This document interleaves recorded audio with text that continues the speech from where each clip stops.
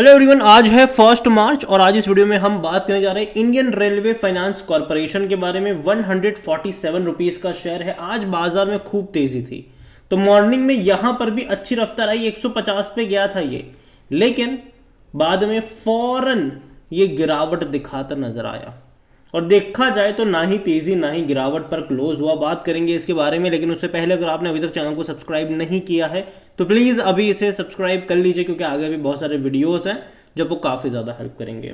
तो पिछले एक महीने का ग्राफ देखोगे तो यहाँ पर 13% की गिरावट ज़रूर है, लेकिन एक बड़ा फॉल आया था। आप देखो, ऐसा फॉल था कि भाई साहब 132 पे चला गया था ये, लेकिन फौरन अगले ही दिन रिकवर कर गया था ये और फिर से तेजी बनी। और अभी अगर आप देखो तो धीरे धीरे धीरे धीरे करके नीचे जा रहा है, बहुत ही हल्के से जा रहा है ये नीचे, पता भी नहीं चल रहा है। अगर आप एक साल का ग्राफ देखो तब तो 400% का खूब पैसा यहाँ पर ग्रोथ देखने को मिला है। और देखो ग्राफ इसका इंटरेस्टिंग है, तेजी आती है एक झटके में आती है, फिर लंबे समय तक ये उसी रेंज के आसपास अटकता है, फिर बाद में एक अच्छी तेजी आती है, फिर कुछ टाइम बिताता है, फिर एक बहुत बड़ी तेजी आती है, फिर थोड़ी बहुत गिरावट के साथ कुछ टाइम वहां पर बिताता है। काफ़ी अच्छी रफ्तार बनी यहाँ पर, और जो हाई लेवल था वो 175 से 180 रुपये का देखने को मिला था यहाँ पर। और उसके बाद देखो तो अभी यहाँ पर करेक्शन चल रहा है। और देखिए, मैं पहले भी बोल चुका हूँ, मैं अब भी कहूँगा कि हर बड़ी तेज़ी के बाद लंबा इंतज़ार करना पड़ेगा आपको। तो यहाँ पर भी मैं मान के चल रहा हूँ कि आने वाले 3 या 4 महीनों तक ये आपको इसी तरीके के फॉर्मेशन जो है वो दिखा सकता है। उसके बाद तैयार होगा इलेक्शन के बाद, इलेक्शन के बाद तैयार होगा इसी तरीके के बड़े मूव्स दिखाने के लिए।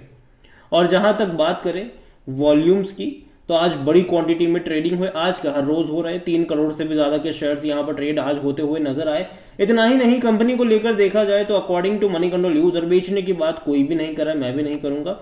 83% लोग कह रहे हैं खरीदारी करो और 17% लोग कह रहे हैं होल्ड करो। यहां पर नंबर्स की बात करें उससे पहले डिविडेंड की तरफ चले तो भाई साहब पे कर रहा है, और अच्छा पे कर रहा है ये, और साल के एंड में पे करता है। सितंबर और नवंबर महीना होता है जहां पर ये डिविडेंड पे करते हैं ये, और पिछले साल भी 70 पैसा और 80 पैसे का डिविडेंड पे करा था। अगर आप इस प्राइस से कंपेयर करोगे तो आपको ये कम लग सकता है, लेकिन हमें समझना होगा कि पिछले साल ये कंपनी आपको 30-40 रुपए पर ट्रेड करती नजर आ रही थी, तो उसके मुकाबले इतना डिविडेंड खराब नहीं है मेरे हिसाब से। और जहां तक कंपनी की वेबसाइट पर अगर आप चलोगे तो भाई साहब फॉर्च्यून 500 में इंडिया में 92वां रैंक है इनका। आईआरएफसी की अगर हम बात करें तो 76,735 आईआरएफसी ने पैसेंजर कोच को फंड करा है, और जो वैगन है वो तो भैया 2 लाख से भी ज़्यादा के हैं। और सबसे बड़ी बात है एनपीए इनका नील है ये, क्योंकि जाहिर सी बात है कंपनी किसको पैसा देती है, रेलवे को पैसा देती है। और जब रेलवे को ये लोग पैसा देंगे तो रेलवे किसकी है, गवर्नमेंट की है। गवर्नमेंट को अगर पैसा देंगे तो जाहिर सी बात है घूम फिर कर इनके पास आ ही जाएगा वो। तो यहाँ पर एनपीए का खतरा ना के बराबर रहता है, जो भी ये फंड करते हैं वो वापस इनको मिल ही जाएगा, ये श्योर है। तो यहाँ पर देखें तो ये एक अच्छी बात है कि भैया यहाँ पर एनपीए का खतरा ना के बराबर है। इतना ही नहीं, कंपनी को लेकर अगर आप देखोगे तो आईआरएफसी ने तकरीबन 2,20,485 करोड़ के प्रोजेक्ट फंड करे हुए हैं, तो बहुत बड़ा अमाउंट कह सकते हो कि फंड करता है ये।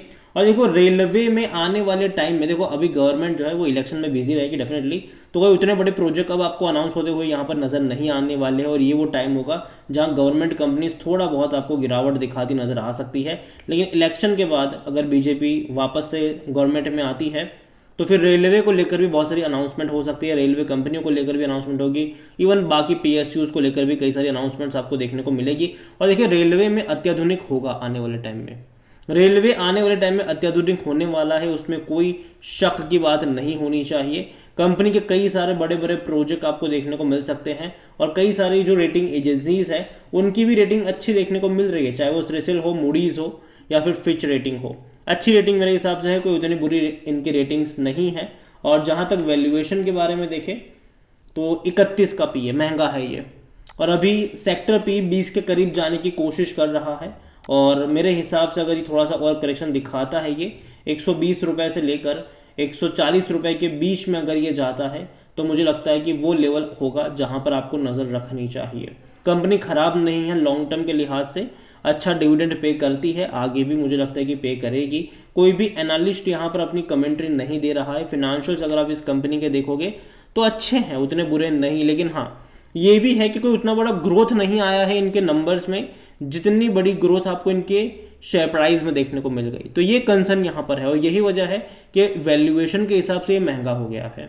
अगर मान लीजिए कि जिस तरीके से इनके शेयर प्राइस बढ़े उस तरीके से अगर इनके रेवेन्यू प्रॉफिट बढ़ते होते तब कह सकते थे कि सस्ता अभी भी होगा, तब इसका पी 31 का नहीं होता, 32 का नहीं होता। तो यहाँ पर डेफिनेटली थोड़े बहुत करेक्शन अभी भी एक्सपेक्टेड रहेंगे IRFC से। आज बाजार में खूब तेजी थी, बहुत बढ़िया तेजी थी, लेकिन IRFC में वो तेजी नहीं थी, RVNL में वो तेजी नहीं थी। तो रेलवे के शेयर अभी कुछ टाइम लेंगे क्योंकि डेफिनेटली वो महंगे तो हो ही चुके हैं, लेकिन अगर जिस लेवल पे ट्रेड कर रहा है वहाँ से अगर ये और 10-12% का डिक्लाइन दिखाते हैं तो मुझे लगता है कि वो लेवल होगा जहाँ पर आपकी नज़र होनी चाहिए। कंपनी प्रॉफिटेबल है, क्वार्टरली 1500 से 1600 करोड़ का मुनाफा करती है कंपनी। जहाँ तक शेयर होल्डिंग के बारे में अगर हम बात करें तो देखिए, मैं एक चीज़ कहूँगा कि ये कंपनी का शेयर आज नहीं तो कल बाउंस बैक करने की सबसे बड़ी वजह है यहाँ पर प्रमोटर की होल्डिंग। 86.36% की होल्डिंग है प्रमोटर की। और यहाँ पर एक चीज़ याद रखो, गवर्नमेंट जो है यहाँ पर अपना स्टेक बेचेंगे तब आएंगे जब उनको अच्छा प्राइस मिल रहा होगा। जब इस कंपनी का शेयर दोबारा 175-180 रुपए का लेवल छुएगा तब यहाँ पर गवर्नमेंट OFS के जरिए तकरीबन 4-4.5% का स्टेक बेचने के लिए आएंगे। फिर उसके बाद जब ये 200 से 250 पे जाएगा तब दोबारा गवर्नमेंट अपना 4 से 4.5% का स्टेक बेचने दोबारा आएंगे। जब 300-350 जाएगा तब गवर्नमेंट दोबारा 3-4% का स्टेक बेचने ज़रूर आएंगे। हालांकि इन सब में बहुत टाइम लगेगा, सालों निकल जाएंगे यहाँ पर, लेकिन ये होगा ज़रूर। गवर्नमेंट अगर आप देखोगे तो RVNL में भी अपने स्टेक बेच चुका है थोड़ा थोड़ा करके और 75 से नीचे लेकर आ चुका है, लेकिन तब बेचा जब अच्छा भाव मिला उन्हें। इरकॉन में भी सेम चीज़ करी है गवर्नमेंट ने। तो यहाँ पर भी पॉसिबिलिटी ज़रूर है कि शेयर प्राइस में तेज़ी आएगी और ज़्यादातर मुझे लगता है कि इलेक्शन के बाद ये चीज़ हो सकती है। अगर उससे पहले तेज़ी आ गई कुछ खबरों के चलते, किसी के चलते, तो शायद इलेक्शन से पहले भी हो जाएगी, कुछ कह नहीं सकते यहाँ पर। अगेन कुछ श्योर के मतलब कुछ भी यहाँ पर श्योरली कहा नहीं जा सकता। म्यूचुअल फंड के पास 0.40% का स्टेक है, 0.76 डोमेस्टिक के पास है, 1.15 FIs लेकर बैठे हुए हैं। रिटेल और अदर की मिलाकर 11.33% की होल्डिंग है, जिनमें से रिटेल इन्वेस्टर 8.58% का स्टेक लेकर बैठे हैं, अदर पार्टीज 2.75% पर है। ज़्यादातर क्वांटिटी अगर आप देखोगे तो रिटेल और अदर्स के पास है प्रमोटर के बाद। इंस्टीट्यूशंस का पार्टिसिपेशन अभी भी यहाँ पर मिसिंग है, हालांकि थोड़ा बहुत बढ़ाया ज़रूर है। म्यूचुअल फंड्स ने अगर आप देखो बिकवाली करी है, डोमेस्टिक ने बिकवाली करी है, FI से थोड़ा बहुत यहाँ पर बढ़ाया है, लेकिन देखा जाए तो फिर भी एक बहुत बड़ा पार्टिसिपेशन दोनों का ही यहाँ पर मिसिंग है। और डेफिनेटली कह सकते हैं कि उतना जल्दी आने के चांसेस थोड़े से कम है। म्यूचुअल फंड लगातार यहाँ पर बिकवाली करते नजर आ रहे हैं, 1.37 से बेच कर 0.40 पर आ चुके हैं। डोमेस्टिक 1.25 से बेच कर 0.76 पर आ चुके हैं और ख़रीदारी जो है वो रिटेल की तरफ से ज़्यादा देखने को मिली है। देखिए, कंपनी ख़राब नहीं है, अच्छी कंपनी है और आने वाले टाइम में ना रेलवे में बहुत सारा पैसा जो है वो गवर्नमेंट स्पेंड करेगी, चाहे वंदे भारत ट्रेन को चलाने को लेकर हो, चाहे और नई ट्रैक्स को बिछाने को लेकर हो, चाहे एग्जिस्टिंग रेलवे स्टेशन के रीडेवलपमेंट को लेकर हो। पैसा स्पेंड करेगी, उसके लिए पैसा चाहिए होगा तो वो आएगा, यहीं से आएगा और डेफिनेटली फ़ायदा इनका भी होगा।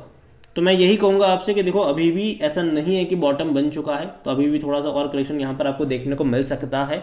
और मुझे लगता है कि अगर आपके पास है तो लॉन्ग टर्म का आउटलुक होना चाहिए, पैनिक में आकर बेचने की ज़रूरत नहीं है। लॉन्ग टर्म में वापस से रिकवरी ज़रूर आएगी यहाँ पर। लेकिन जहाँ तक बात आती है फ्रेश बाइंग को लेकर, मैं 120-125 रुपये के लेवल का वेट करना ज़्यादा पसंद करूँगा। अगेन ये मेरा पर्सनल ओपिनियन है, कोई रिकमेंडेशन नहीं है। ये वीडियो को यहीं पे एंड करता हूँ। पसंद आया हो तो लाइक करो, शेयर करो, चैनल अगर पहली बार हैं तो प्लीज़ सब्सक्राइब करें। और IRFC के बारे में आप क्या सोचते हैं वो भी आप मुझे कमेंट में लिख के बता सकते हैं। Thank you.